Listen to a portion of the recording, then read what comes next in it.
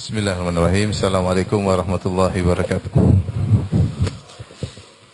Alhamdulillahi ala ihsanihi wa syukru lahu ala taufiqihi wa amtinani wa asyhadu an la ilaha illallah wahdahu la syarika lahu ta'ziman li sya'nihi wa asyhadu anna Muhammadan abduhu wa rasuluhu da'ila ridwani. Allahumma salli alaihi wa ala alihi wa ashabihi wa ikhwani.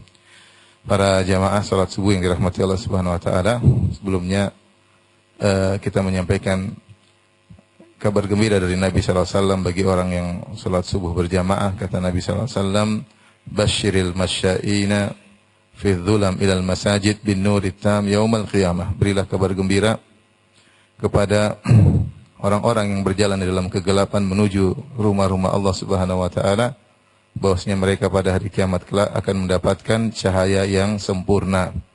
Dan kita sangat butuh dengan cahaya tersebut ketika melewati sirat, ya. Karena sirat dalam kondisi sangat gelap, jika tidak melihat jalan kita akan terjungkal ke dalam neraka jahanam. Di saat itu seorang sangat membutuhkan cahaya yang sempurna. Oleh karenanya Allah sebutkan orang-orang beriman berdoa ketika itu, Rabbana atmim lana nurana waghfir lana. Ya Rabb kami, sempurnakanlah cahaya kami dan ampunilah dosa-dosa kami. Kemudian juga Nabi SAW bersabda, Man sholal bardain dakhalal jannah.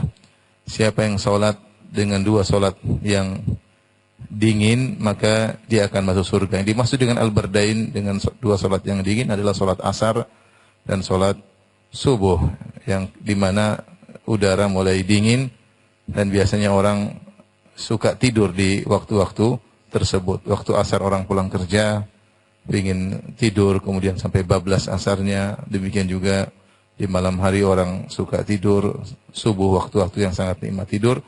Namun seorang yang mendahulukan keridhaan Allah Subhanahu wa taala, kemudian salat asar pada waktunya, salat subuh pada waktunya, niscaya dia akan masuk surga. Nabi SAW juga bersabda, Man sholal fajr fahuwa fi dhimmatillah.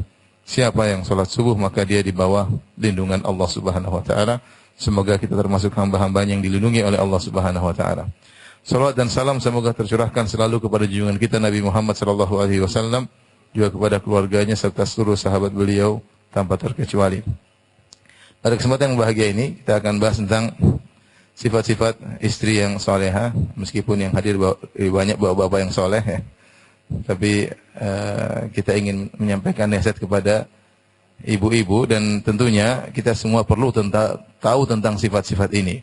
Apakah bapak-bapak atau mas-mas atau kakak-kakak yang masih jomblo, ya, yang masih belum mendapatkan pasangan, ya, maka mereka perlu mengerti sifat-sifat ini agar tidak salah dalam memilih calon pendamping hidup.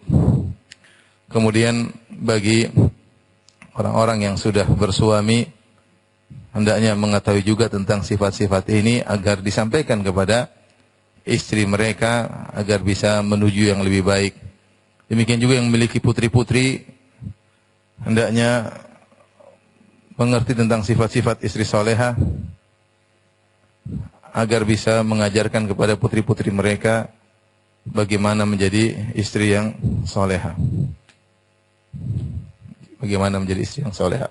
Dan terutama terkhususan kepada ibu-ibu untuk mengerti tentang sifat-sifat ini, karena inilah sifat-sifat yang akan mengantarkan mereka ke surga Allah Subhanahu wa taala. Jadi pembahasan ini tetap penting bagi kita semua, ya. Dan bapak-bapak juga bisa memilih yang baru kalau berani, ya. Ikhwan dan akhwat yang dirahmati Allah Subhanahu wa taala.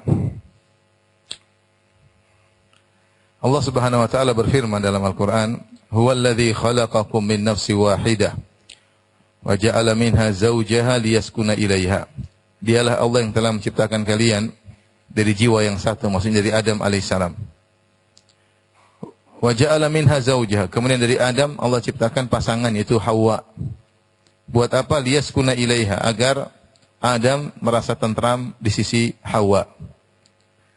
Adam ketika diciptakan sendirian, meskipun Allah sediakan bagi dia surga, namun apatah keindahan surga kalau tanpa ada pendamping.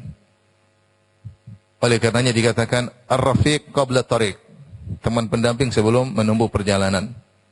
Oleh karenanya Allah ciptakan bagi Adam Hawa liyaskuna ilaiha, agar Adam tentram di sisi Hawa. Ya, kenikmatan surga yang begitu indah tidaklah sempurna kecuali ada pendampingnya, yaitu Hawa. Dan demikianlah kita para lelaki, kita tidak akan menemukan kebahagiaan yang sungguhnya kecuali di sisi seorang wanita. Seorang laki mungkin mencari kebahagiaan di luar, mungkin ketemu dengan teman-temannya, ngopi di warung kopi, mungkin main golf, mungkin kemana, tapi dia tidak akan menemukan kebahagiaan sungguhnya. Hatinya tidak akan tentram, hatinya tidak akan tenang kecuali di sisi seorang wanita yang baik. Adam alaihissalam disediakan surga yang begitu mewah, tapi harus ada Hawa liyaskuna ilaiha, agar dia tentram di sisi wanita tersebut. Kita tahu perjalanan hidup kita sangat berkelak-kelok, penuh dengan problematika, penuh dengan pernak-pernik kehidupan. Maka kita perlu memiliki seorang pasangan yang membantu kita dalam bertakwa kepada Allah Subhanahu wa taala. Ini wasiat Nabi sallallahu alaihi wasallam. Kata Rasulullah sallallahu alaihi wasallam, liyattakhidh ahadukum qalban syakiran wa lisanan dzakiran wa imra'atan mu'minah tu'inuhu ala amril akhirah. Hendaknya salah seorang dari kalian memiliki hati yang suka bersyukur, lisan yang suka berzikir, dan hendaknya memiliki seorang wanita mukminah yang membantu dia untuk urusan akhiratnya, Ini pesan dari Nabi sallallahu alaihi wasallam. Kita menikah, di antara niat yang paling utama, ya tentunya niat jelas untuk menyalurkan hasrat pada tempatnya, untuk menundukkan pandangan, ya, agar tidak terjerumus dalam maksiat. Namun di antara tujuan yang paling utama adalah agar takfirun nasal, agar kita punya anak-anak yang soleh, yang menyenangkan hati Nabi sallallahu alaihi wasallam pada hari kiamat kelak. Kata Nabi sallallahu alaihi wasallam, "Tazawwajul wadudal walud, fa inni mukatsirun bikumul umama yaumil qiyamah." Nikahilah wanita yang penyayang, al-walud, yang mudah melahirkan, yang subur. Sungguhnya aku bangga di hadapan para nabi yang lain dengan kalian yang banyak pada hari kiamat kelak. Maka para jomblo yang belum menikah, niatkan kalau saya menikah saya ingin menyenangkan hati Nabi sallallahu alaihi wasallam pada hari kiamat kelak, di antaranya dengan memiliki anak-anak yang soleh dan putri-putri yang solehah, ya. Demikian juga anak-anak ini nanti, kalau mereka soleh dan solehah, mereka yang setia mendoakan kita setelah kita meninggal dunia. Kata Nabi sallallahu alaihi wasallam, "Idza mata ibnu Adam inqata anhu amaluhu illa min thalath." Jika seorang anak Adam meninggal dunia, terputus seluruh amalannya. Tidak bisa lagi dia sholat, tidak bisa lagi dia puasa, tidak bisa lagi dia haji umrah, tidak bisa lagi dia bersedekah, tidak bisa lagi dia berzikir, selesai, terputus amalannya. Illa min thalath, kecuali 3 perkara. Shadaqatun jariyah, sedekah jariyah, ilmun yuntafa'u bihi, ilmu yang bermanfaat, waladun salihun yad'u lahu, anak saleh yang mendoakannya. Anak saleh yang mendoakan. Ini yang kita berharap. Anak kita saleh dan saleha mendoakan kita setelah kita wafat. Dalam hadis disebutkan, "Innar rajula la turfa'u darajatuhu fil jannah." Ada seorang laki di surga diangkat derajatnya, semakin tinggi di surga. Maka dia bertanya, "Anna li hadza?" Kok bisa aku meraih surga yang tinggi? Maka dikatakan kepadanya, ya, "Bistighfari waladika laka." Karena anakmu sering memohon ampunan buatmu. Karena anakmu sering memohon ampunan buatmu. Jadi di antara tujuan utama pernikahan adalah kita memiliki anak-anak yang soleh dan soleha, yang setia mendoakan kita kalau kita sudah meninggal dunia. Dan kalau kita yang mengajari mereka untuk menjadi anak-anak yang soleh dan soleha, maka seluruh amal soleh yang mereka lakukan ngalir kepada kita juga. Kenapa? Karena kita yang memberi bimbingan kepada anak-anak tersebut. Dan Rasulullah SAW mengatakan, "Man dalla ala khairin falahu mithlu ajri fa'ilihi." Siapa yang menunjukkan pada kebaikan, bagi dia pahala seperti orang yang mengamalkannya. Jadi kalau kita arahkan anak kita, kita masukkan pondok atau kita datangkan guru-guru di rumah privat ngajarin Quran, kita arahkan akhlaknya, kemudian dia menjadi anak yang baik, semua yang dia lakukan ngalir sama kita. Makanya di antara cara praktis agar kita panjang umur, kita dapat umur yang kedua adalah memiliki anak-anak yang saleh.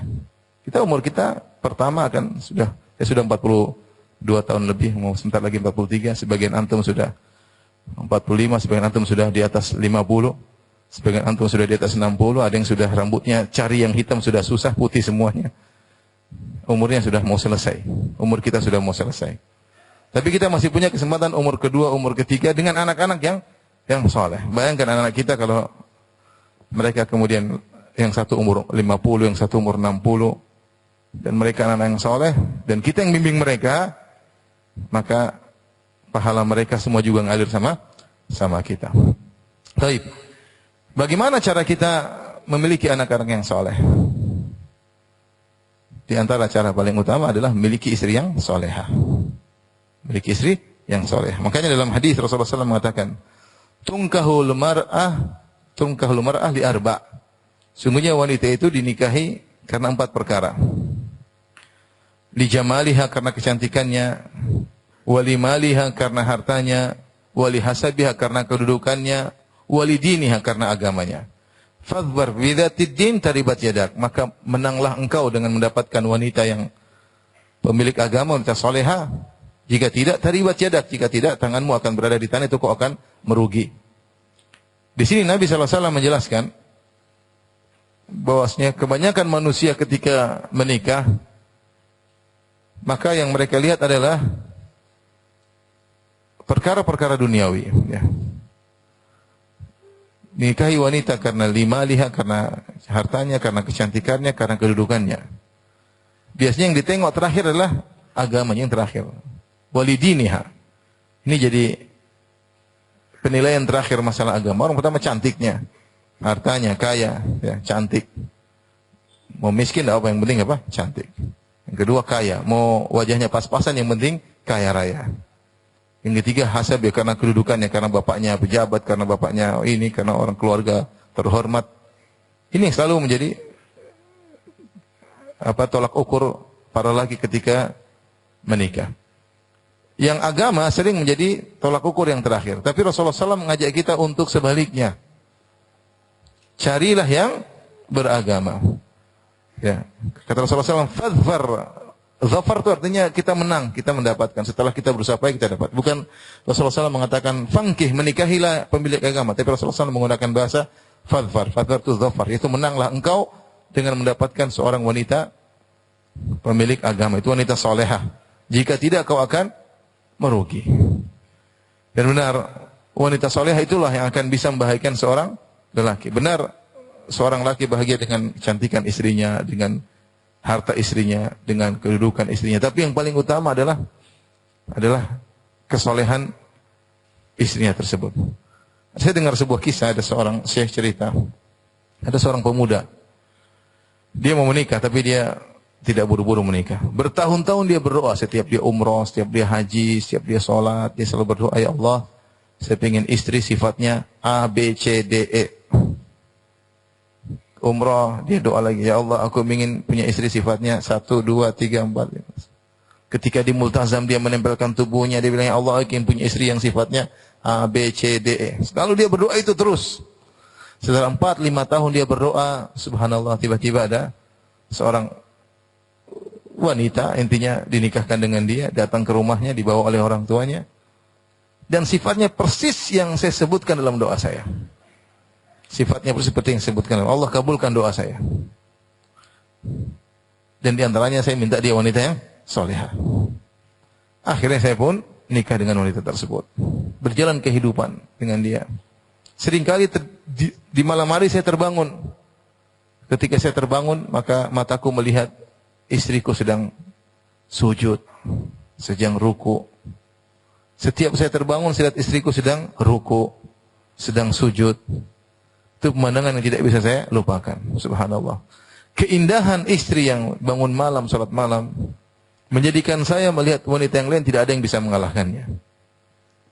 Dan benar kalau kita sudah menjalani kehidupan ini, yang paling utama adalah kesolehan istri. Benar cantik adalah hal yang penting, tetapi semuanya dikalahkan dengan apa? Kesolehan. Dengan apa? Kesolehan. Percuma istri cantik, tapi tiap hari ngomel ya. Percuma istri cantik, tapi setiap hari menuntut. Mungkin istri wajah bukannya jelek, tapi biasa-biasa saja. Tapi dengan kesolehannya menjadikan dia sangat cantik jelita. Jadikan seorang tenteram dengan wanita tersebut. Nyaman untuk berumah tangga dengan wanita seperti ini. Karenanya, benar sabda Nabi SAW, Fadhbar bidzatid din, menanglah engkau dengan mendapatkan seorang wanita yang salehah. Kalau tidak kau akan merugi. Bayangkan seorang kalau dapat wanita yang tidak salehah, sudah tidak salehah, jelek lagi. Sudah jelek lagi, kemudian miskin, ya sudah.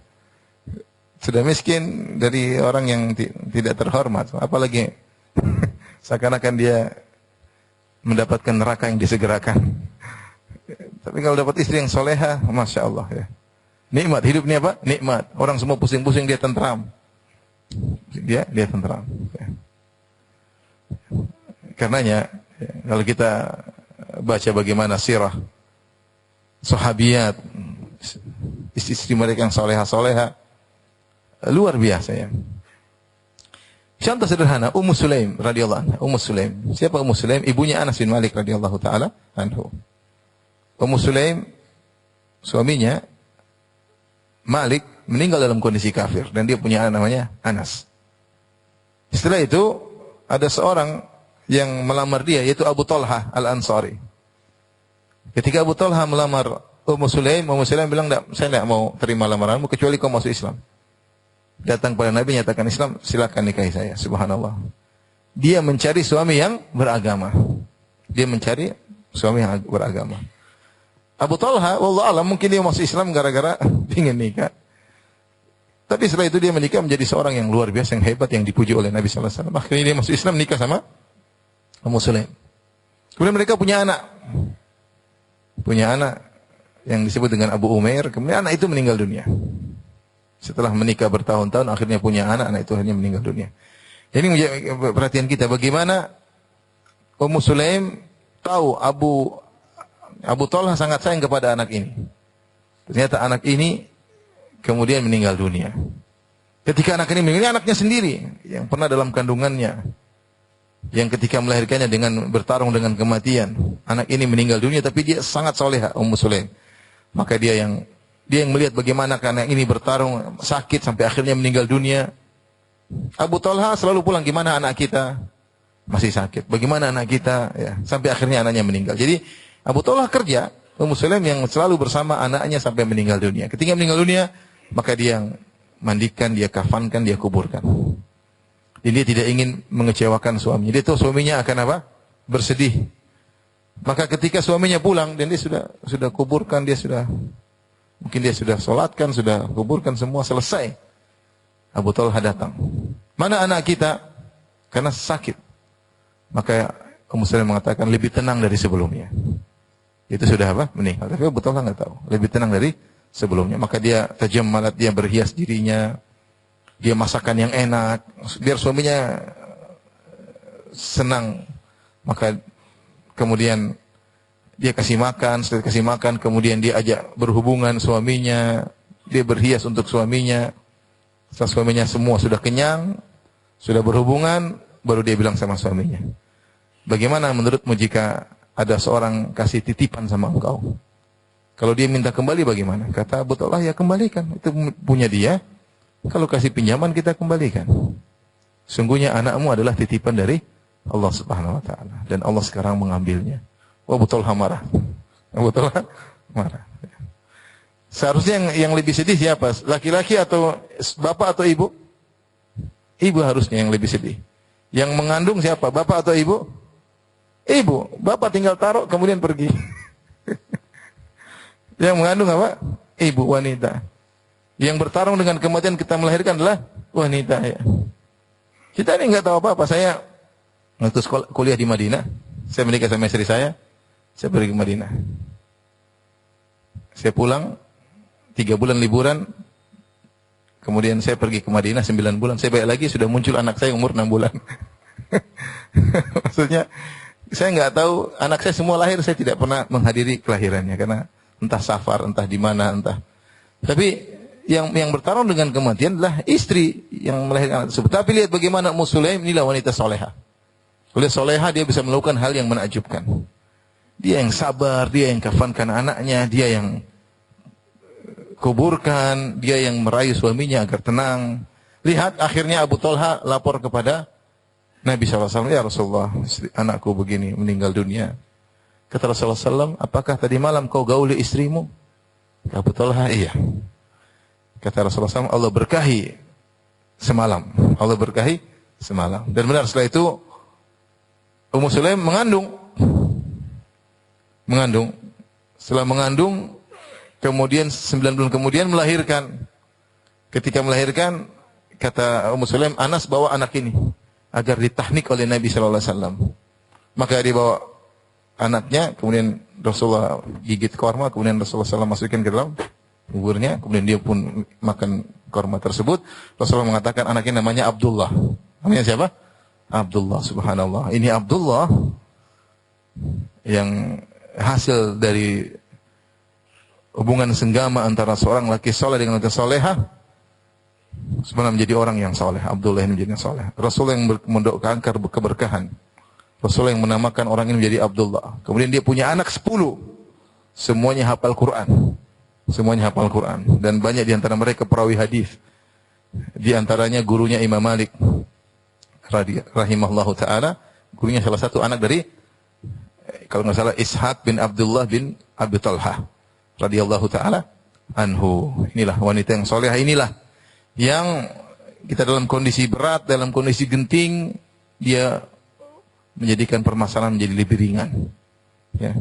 Bukan sebaliknya, kalau kita pulang ke rumah, kita sudah diomelin sama bos di kantor, kemudian pulang ke rumah diomelin juga istri, kita bilang lengkaplah omelan pada hari ini. Jadi, ikhwan nafat yang rahmatillah subhanahu wa ta'ala, istri solehah lah yang menemani kita dalam menjalani ya pernak-pernik kehidupan, problematika kehidupan. Kita tidak ada hidup tanpa problematika. Di dalam rumah problematika, luar problematika, bertetangga problematika.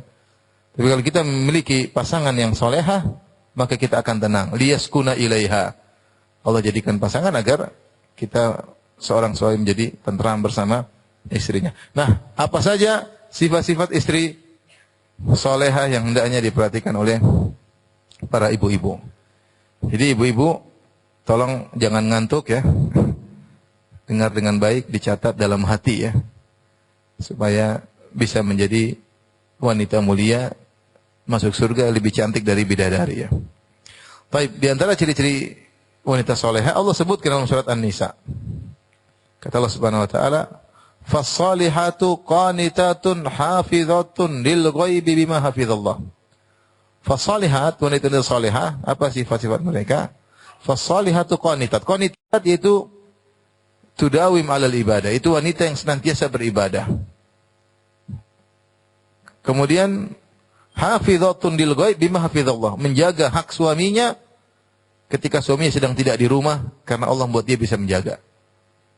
Di sini Allah menyebutkan sifat-sifat istri solehah adalah yang memenuhi dua hak. Pertama hak Allah, yang kedua hak orang yang paling utama itu hak suaminya.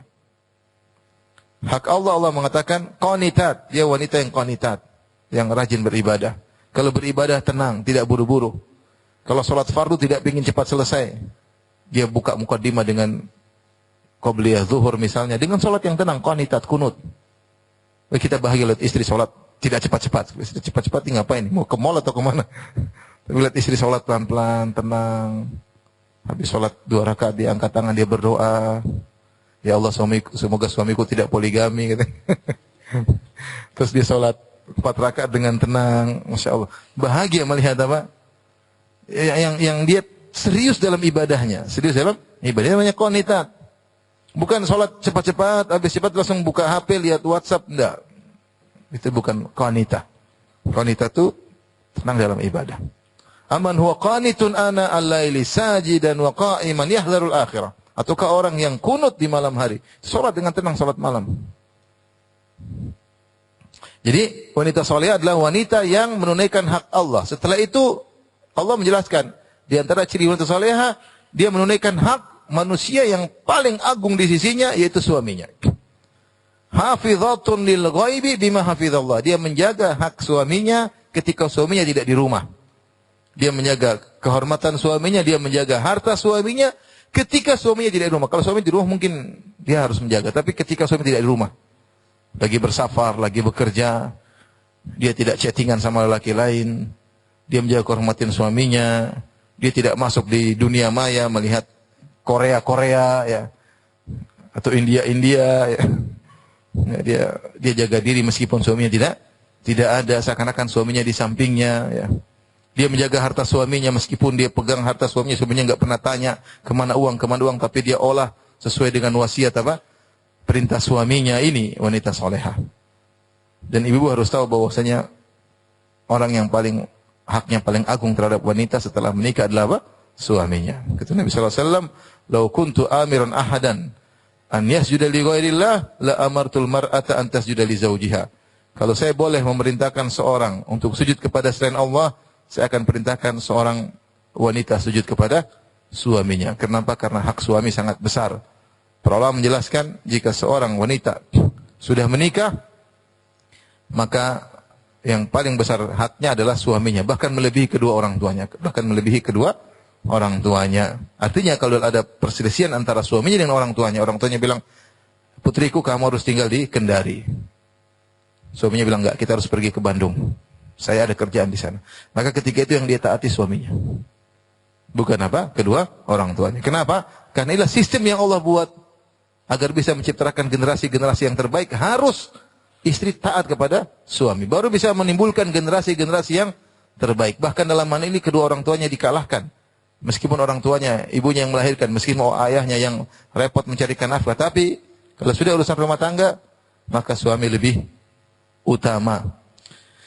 Maka di antara ciri istri solehah yaitu menjaga kehormatan suaminya dan harta suaminya meskipun suaminya tidak ada di rumah. Ini secara gambaran sederhana, itulah wanita solehah, hak Allah dia tunaikan, hak suami dia tunaikan. Ini dikumpulkan dalam satu hadis yang masyhur yang kemarin kita sudah ditanyakan oleh seorang wanita. Kata Rasulullah sallallahu alaihi wasallam, "Idza shallatil mar'atu khamsaha wa shamat syahraha wa hasinat farjaha wa ata'at ba'laha, qila laha udkhilil jannah min aibabin syi'ti." Jika seorang wanita salat 5 waktu, puasa bulan Ramadan, menjaga kemaluannya, taat kepada suaminya, maka dikatakan padanya, "Masuklah engkau ke dalam surga dari pintu mana saja yang kau kehendaki." Kenapa? Wanita ini telah mengumpulkan hak Allah dengan hak suaminya. Dia telah menjalankan hak Allah dengan hak suaminya. Hak Allah, dia salat 5 waktu, dia puasa bulan Ramadan. Hak suaminya, dia jaga kemaluannya. Kemudian dia taat kepada suaminya. Ketika dia menunaikan hak Allah dan hak suaminya, maka dikatakan bagi dia, masuklah surga dari arah mana saja yang engkau kehendaki. Ini secara global ciri-ciri istri yang salihah. Bagaimana secara detailnya? Adapun ciri-ciri istri salihah, ibu-ibu jangan ngantuk ya. Tolong diperhatikan ya. Bapak-bapak ngantuk, nah bapak ya. Ibu-ibu ya, karena ini terkait dengan ibu-ibu ya. Di antara ciri-ciri istri salihah, Rasulullah SAW pernah bersabda, "A'zamuhunna barakatan aisaruhunna mu'nah." Yang paling berkah dari para wanita adalah yang paling ringan biayanya. Hadis ini terkait dengan mahar pada asalnya, terkait dengan mahar. Kalau seorang laki ingin menikah dengan seorang wanita, jangan dipersulit. Jangan pasang uang mahar kebanyakan. Jangan pasang uang panaik kebanyakan. Ya. Sebagian daerah ada uang panaik, oke, tapi jangan kebanyakan ya. Sebagian daerah tidak ada uang panaik. Naik turun gratis. Sebagian daerah pasang uang panaik. Oke, enggak apa-apa, itu adat, tapi jangan kebanyakan. Jangan merepotkan seorang nikah dipermudah. Orang sekarang zina aja dipermudah. Dibuka tempat-tempat prostitusi. Ini mau orang nikah mau dipersulit. Jangan. Yang paling berkah kata Nabi SAW, yang aisuruhunna mu'na, yang paling mudah urusannya ya. Walimah jangan terlalu mewah-mewah, biasa aja. Kecuali kau punya duit banyak, oke lah. Jadi jangan mempersulit. Yang penting bukan walimah, yang penting setelah itu, kehidupan setelah itu.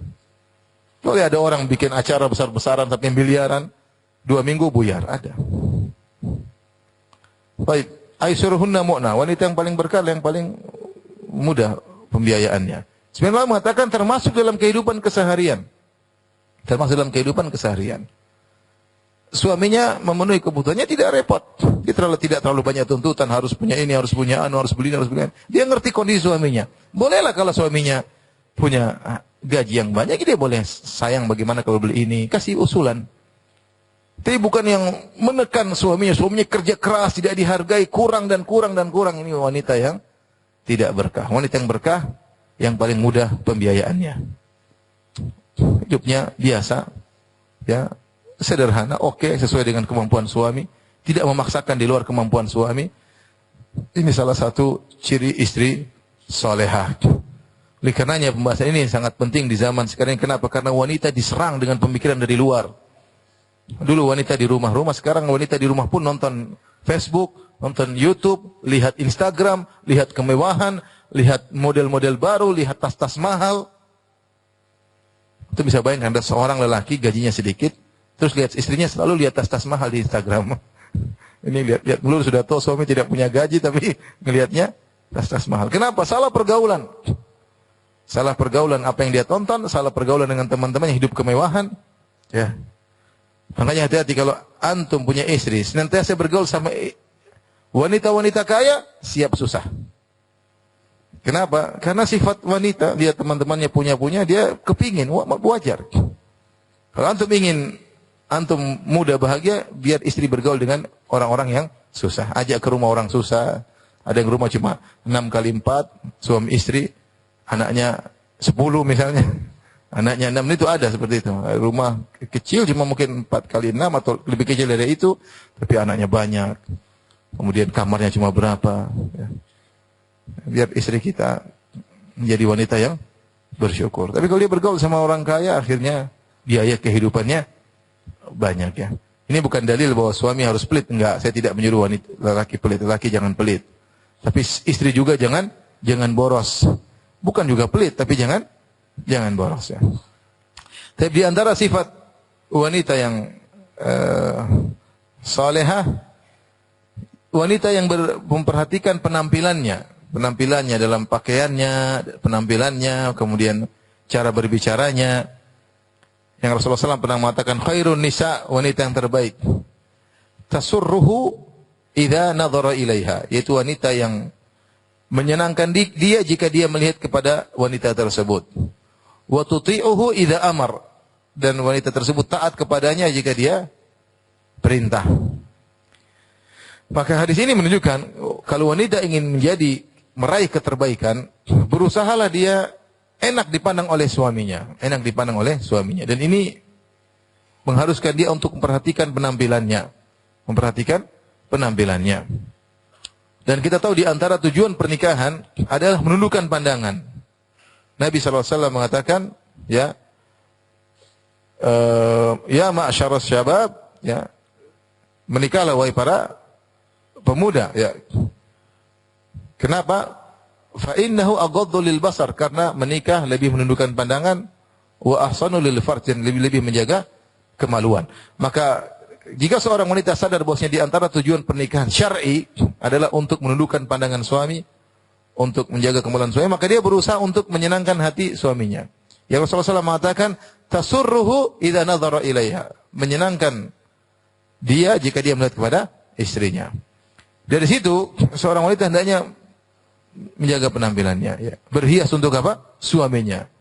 Sampai Rasulullah SAW dulu berkata kepada para sahabat ketika belum ada zaman sarana komunikasi, kata Nabi SAW, kalau kalian datang dari safar, jangan ketuk rumah di malam hari, jangan.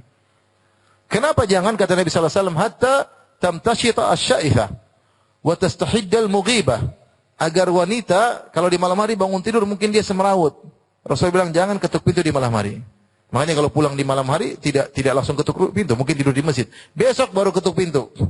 Supaya apa? Kata Nabi SAW, hatta tamtashita asyaithah, agar wanita yang rambutnya semerawut bisa menyisir menyambut suaminya.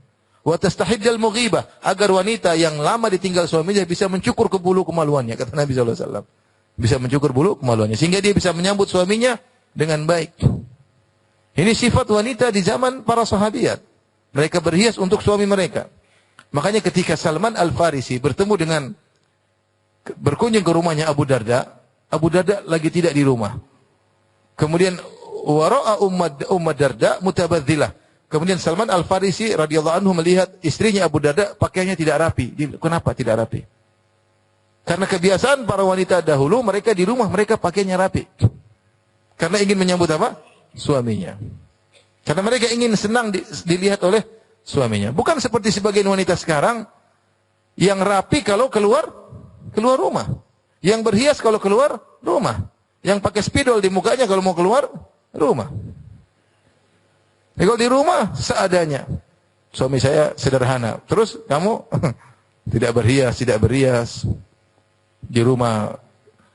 Bagaimana seorang suami di luar rumah ketemu dengan wanita-wanita cantik di kantor. Wanita-wanita tersebut ketika keluar rumah, dia berhias pakai parfum untuk suamimu karena temannya kantor. Wanita tersebut bukan berhias untuk suaminya, dia berhias untuk suamimu yang di kantor. Dan suami lihat seperti wanita cantik, begitu pulang ke rumah, anti tidak berhias. Ya, tidak ada bau parfum, yang ada bau minyak lawang. Minyak sama bawang sama bau pipis dan yang lainnya ya. Oleh karenanya seorang wanita berusaha berpenampilan rapi untuk suaminya karena Allah. Anti berhias, anti pakai parfum untuk suami, cukur yang perlu dicukur, dirapikan semuanya karena Allah Subhanahu wa taala. Agar anti menjadi wanita yang terbaik. Tasurruhu idza nadhara ilaiha.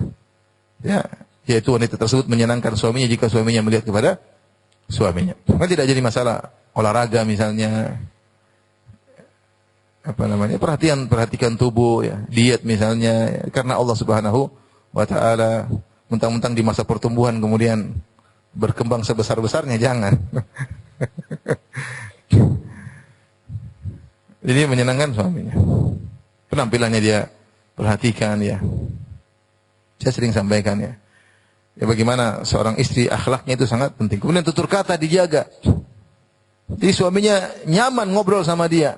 Nyaman ngobrol sama dia. Kalau ngobrol sama suami, pilih kata-kata. Karena di depan kita ini sosok yang Allah suruh seorang wanita untuk hormat sama dia. Menghormati suami dapat pahala. Menghormati suami dapat pahala.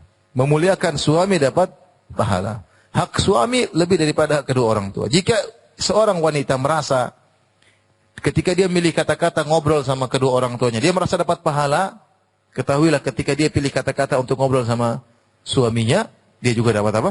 Pahala. Bukankah ibu-ibu kalau ngobrol sama orang tua pilih kata-kata iya bu, iya mak, iya papi, enggak begitu papi, enggak begitu mami, enggak. Ngomong kata-kata karena dia tahu dia sedang berhadapan dengan kedua orang tuanya. Ketahuilah hak suami lebih besar daripada hak kedua orang tua. Maka kenapa anti tidak milih kata-kata ketika ngobrol sama suami? Senangkan. Pandai mengambil hati suami. Jadikan suami adalah teman ngobrol. Tinggalkan medsos, itu merusak kebahagiaan rumah tangga. Semakin banyak suami atau istri main medsos, semakin tidak bahagia di rumah. Demi Allah semakin tidak bahagia. Kita main medsos secukupnya. Sehingga ada waktu ngobrol sama istri, ada waktu kalau kita pun dari jauh kita video call sama istri, ada waktu ngobrol sama istri. Kenapa? Kita merasa rindu. Jadi kalau kita tiap hari lihat medsos, lihat cewek cantik-cantik, ya, mana kita mau rindu sama istri? Kita rindu sama istri orang, waliyadzubillah. Lihat istri cantik-cantik, kurus, putih, tinggi, mancung, cantik. Lihat istri, gemuk, gembrot. Yang harusnya istri terlihat cantik jadi nggak cantik. Kenapa? Karena kita maksiat. Main medsos melulu.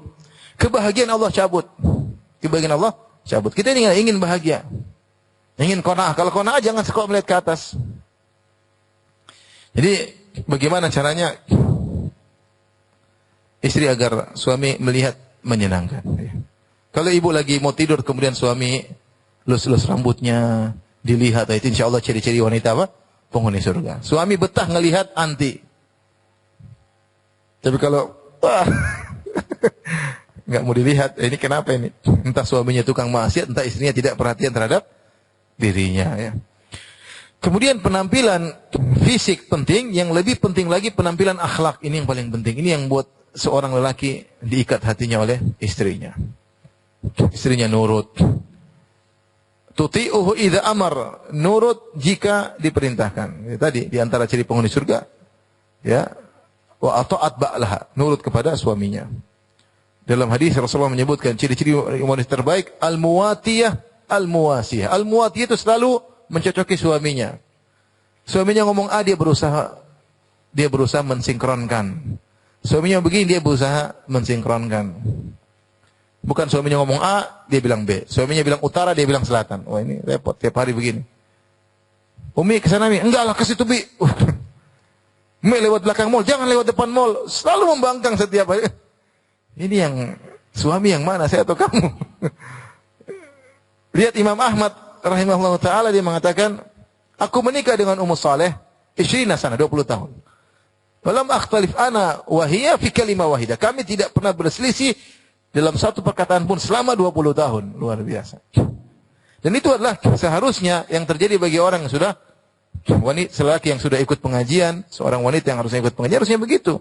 Pengajian bukan hanya wawasan, tapi dia praktekkan dalam kehidupan sehari-hari. Bagaimana terjadi ya mula'amah, yaitu kesesuaian, sinkronisasi antara suami dan istri. Bukan sebaliknya, suami bilang A, dia bilang B. Enggak, jangan begitulah. Bagaimana kehidupan kita punya pasangan seperti itu sama 30 tahun, kita menderita 30 tahun. Kita pengen bahagia enggak? Pengen bahagia, rubah cara kehidupan berumah tangga. Ya.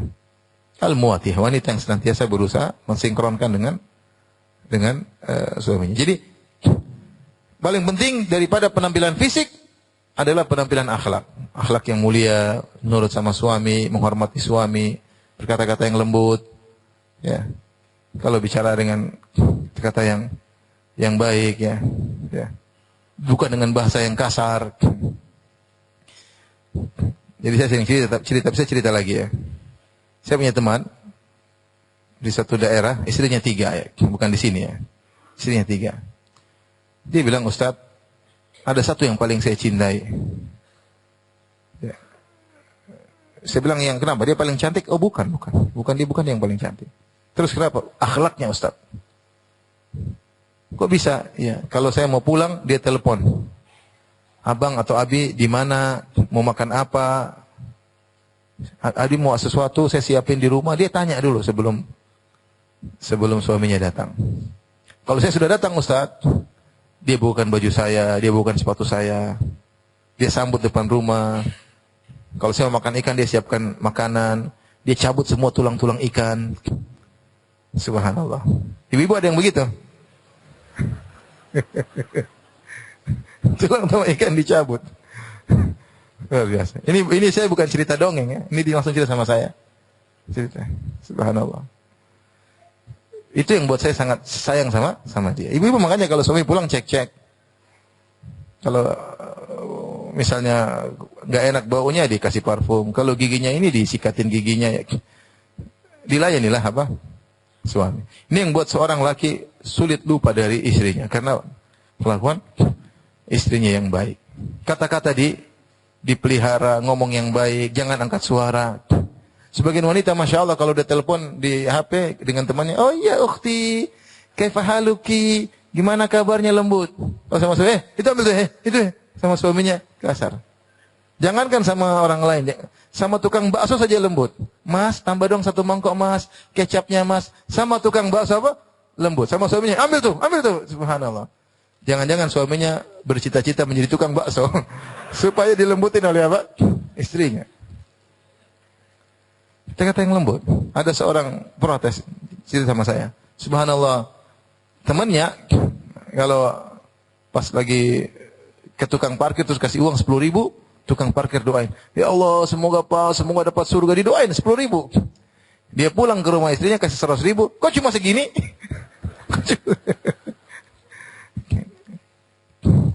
Jadi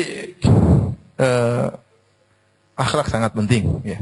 Pilih kata-kata ya. Layani apa suami. Dan semua itu berpahala. Hidup ini ujian. Ibu-ibu diuji oleh suami. Dalam ini ibu kita di dalam rumah tangga, suami diuji dengan istri, diuji dengan anak-anak, ibu-ibu juga diuji dengan suami. Kita harus merawat anak-anak dan juga merawat suami ini yang bagaimana dia menjadi tentram, menjadi tenang. Baik. Di antara ciri-ciri istri yang soleha adalah istri yang membantu suaminya untuk bertakwa kepada Allah. Itu zaujatan salihatan tu'inu ala amril akhirah. Membantu suaminya untuk bertakwa. Nasihati suaminya, dia nasihat suaminya.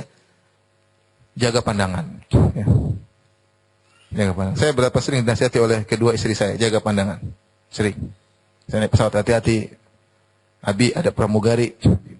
Saya bilang, wah, saya nggak mau lihat tapi kelihatan sendiri. Jadi nasihati. Saya butuh nasihat. Ya, Ustadz juga butuh apa? Nasihat. Istri saya sering nasihat. Kadang kalau saya marah, Abi gimana? Nggak beriman sama takdir. Saya dinasihat sama istri saya. Tidak ada orang berani nasihat seperti itu kecuali istri saya. Abi gimana? Itu ceramah. Nggak beriman sama takdir. Ayo beriman ya. Sabar. Ya. Kadang-kadang saya ini, Abi sombong tadi. Cara ngomongnya sombong. Yang bilang gitu istri saya. Enggak, saya enggak sombong. Enggak, tadi Abi sombong. Tidak seperti begini biasanya Abi bicara. Saya ditegur. Ada yang tegur. Jadi istri soleh, istri yang membantu kita untuk taat kepada Allah Subhanahu wa taala. Ada suatu hadis yang indah saya bacakan. Diriwayatkan oleh Tirmidzi dan juga oleh Al-Bukhari dalam Adabul Mufrad. Tentang kisah Abul Haytham.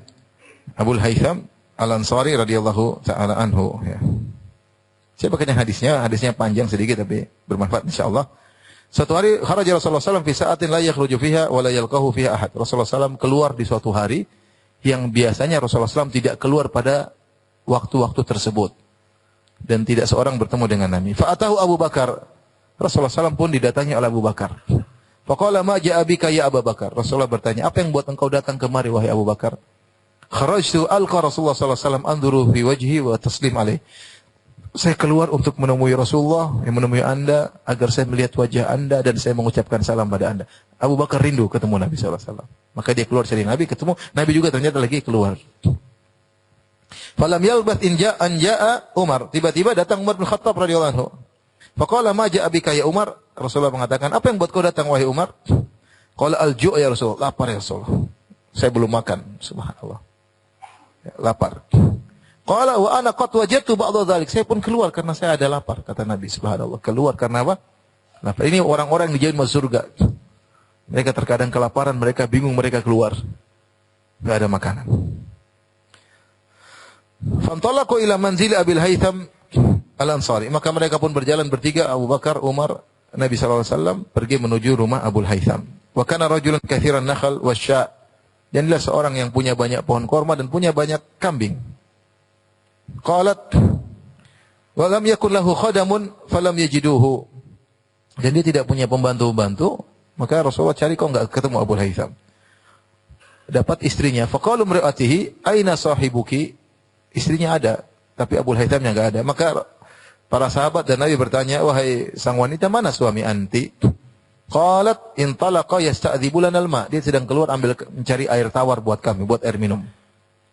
Falam yalbathu an ja'a Abul Haytham bi khirbatin yaz'abuha fawadha'aha. Kemudian tiba-tiba enggak lama kemudian datang Abul Haytham bawa tempat besar isi air, kemudian dia dorong, dihadirkan di hadapan Nabi sallallahu alaihi wasallam. Thumma ja'a yaltazimun Nabi sallallahu alaihi wasallam wa yufaddihi bi abi wa ummi. Kemudian dia datang, dia tahu Nabi datang, dia senang, dia temui Nabi, dia mengatakan fidaka bi abi wa ummi, intinya dia menghormati Nabi.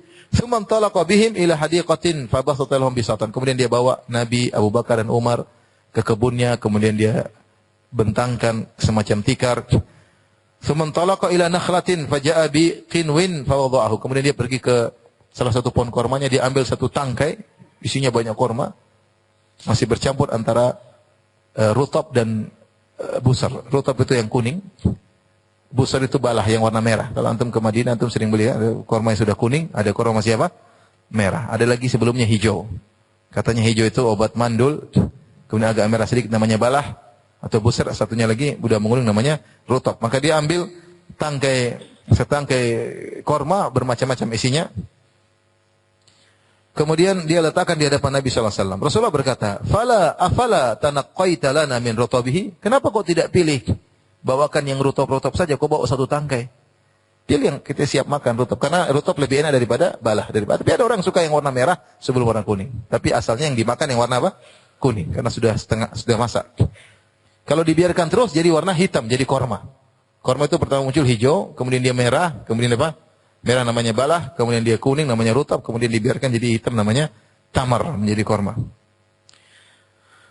Maka Rasulullah mengatakan, kenapa engkau tidak memilihkan buat kami? Maka dia menjawab, Abul Haytham, ya Rasulullah, inni aradtu an takhtaru wa an takhayyaru min rutabihi wa busrihi. Saya ingin kau pilih sendiri Rasulullah. Saya hidangkan, silakan pilih. Jadi banyak pilihan. Kau pilih rutabnya, pilih busarnya. Fa akalu wa syaribu min dzalikal ma'. Kemudian mereka pun makan dari korma, Kemudian mereka minum dari air yang dibawa oleh Abu Haytham, yang Abu Bakar dan yang Umar dan Nabi kelaparan. Faqala hadza, kata Nabi sallallahu alaihi wasallam, hadza walladzi nafsi biyadihi minan ni'am alladzi tus'aluna anhu yaumal qiyamah. Demi Allah, kata Nabi, ini nikmat yang kita rasakan. Korma yang kita makan, air minum yang kita minum adalah nikmat yang akan dimintai pertanggungjawaban oleh Allah pada hari kiamat kelak, sudah kita syukuri atau tidak. Jadi ini nasihat bagi kita semua. Semua nikmat yang kita rasakan, nikmat pandangan, nikmat bisa berucap, nikmat kesehatan, nikmat mobil, nikmat rumah, nikmat istri, nikmat anak-anak, semuanya akan dimintai pertanggungjawaban oleh Allah Subhanahu wa taala. Tsumma latus'alunna yauma idzin 'anil na'im. Dan benar-benar kalian akan ditanya tentang kenikmatan yang kalian rasakan ini. Itu apa kalian sudah mensyukurinya atau tidak?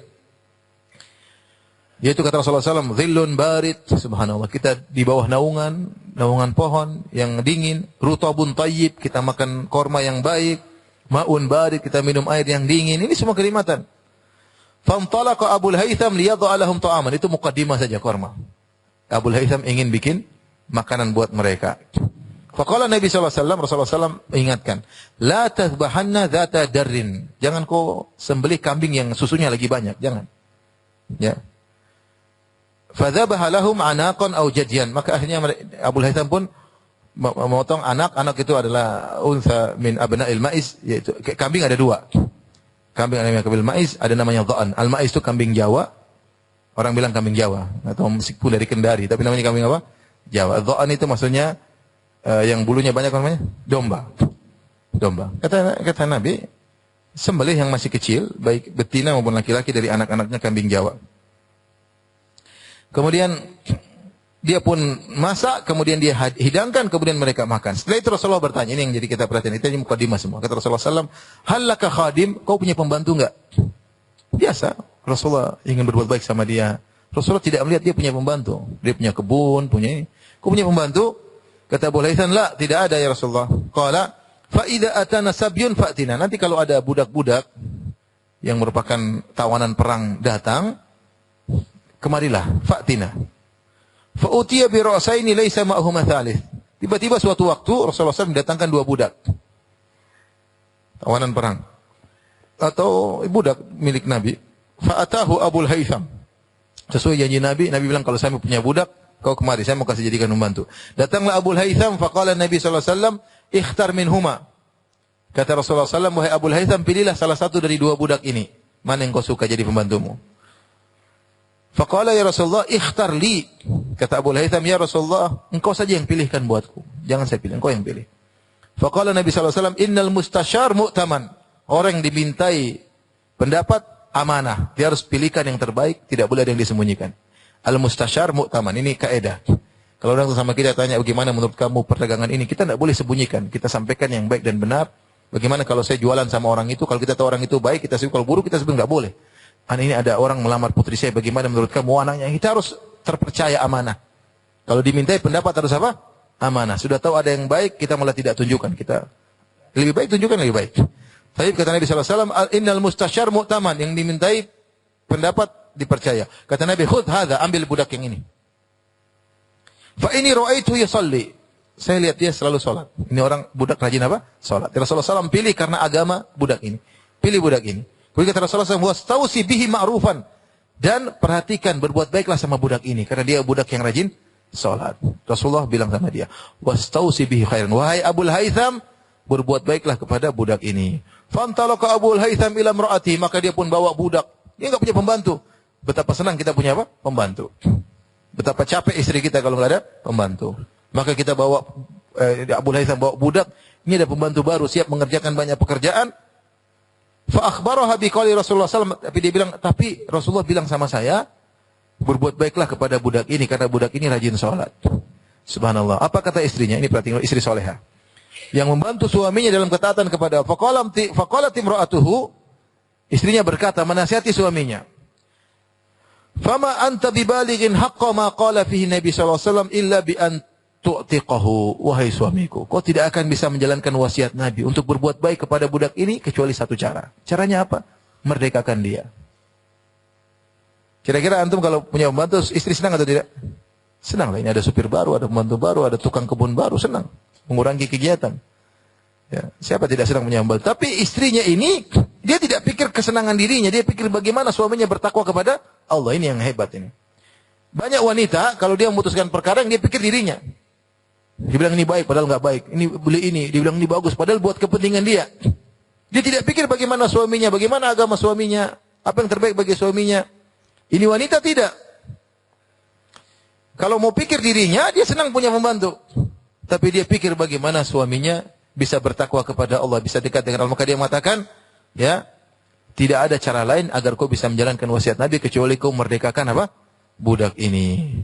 Dan suaminya mendengar nasihat istrinya. Dia mengatakan, fahuwa atiq, merdeka engkau. Subhanallah. Kemudian Nabi tahu tentang kejadian tersebut. Nabi komentar, Inna Allah lam yab'ath nabiyya. Nabi tidak marah. Kenapa kau enggak? Benar. Artinya Nabi mendiamkan kejadian tersebut. Berarti Nabi membenarkan pilihan apa? Istrinya. Nasihat istrinya untuk merdekakan budak. Benar. Rasulullah SAW berkata, Inna Allah lam yab'ath nabiyyan wala khalifatan illa walahu bitonatan. Tidak Allah mengutus Nabi, tidak Allah menjadikan satu khalifah kecuali ada dua model teman bagi mereka. Bitonatun ta'muruhu bil ma'ruf wa tanha 'anil munkar. Teman yang baik, yang menyuruh kepada kebaikan, yang melarang dari kemungkaran. Wa bitonatun la ta'luhu khabalan, dan satu teman yang selalu mengajak pada keburukan dengan cara-cara yang sepertinya baik ternyata buruk. Wa man yuqa bitonata su' faqad wuqi. Siapa yang terjaga dari teman yang buruk, maka dia telah terjaga. Dan suami pun demikian. Kalau suami, istrinya itu adalah teman dekatnya. Yang selalu membisikinya. Betapa banyak orang, dia hebat, berhasil. Kenapa? Karena istrinya. Dan betapa banyak orang rusak. Kenapa? Karena istrinya. Bisik kata-kata yang indah ternyata buruk. Oleh karenanya seakan-akan Rasulullah mengomentari, kamu hendaknya bersyukur wa Abul Hatham, ternyata istrimu adalah teman yang baik. Yang membantu untuk bertakwa kepada Allah. Makanya saya ingatkan istri, kalau ada suami misalnya nonton Korea, kau nonton bencong-bencong ngapain? Tegur, nggak boleh. Kau ngapain nonton film laki-laki perempuan? Dalam film Korea itu ada perempuan cantik, ada laki-laki ganteng, gitu tidak? Ya gimana cemburuan kita? Lihat istri kita nonton laki-laki ganteng lebih ganteng dari kita. Cemburu atau tidak? Antum cemburu atau tidak? Saya nggak tahu ada kecemburuan di sini atau tidak. Cemburu dong. Istri kita melotot melihat apa? Melihat laki-laki lain. Ibu juga cemburu lihat istrinya, suaminya nonton lihat cewek Korea sambil geleng-geleng. Gimana mau bahagia rumah tangga seperti ini? Hambar jadinya. Kelezatan dicabut oleh Allah Subhanahu wa taala. Maka jangan lupa menasihati suami untuk bertakwa kepada Allah, istri yang salehah. Menasihati suami untuk bertakwa kepada Allah. Saya rasa waktu sudah kejauhan. Mungkin sampai sini saja. Masih banyak ciri-ciri istri salehah namun lain waktu. Semoga Allah sebagaimana pertemuan kita di masjid yang mulia ini, Allah kumpulkan kita di surga kelak. Amin ya rabbal alamin. Wabillahi taufiq wal hidayah. Assalamualaikum warahmatullahi wabarakatuh.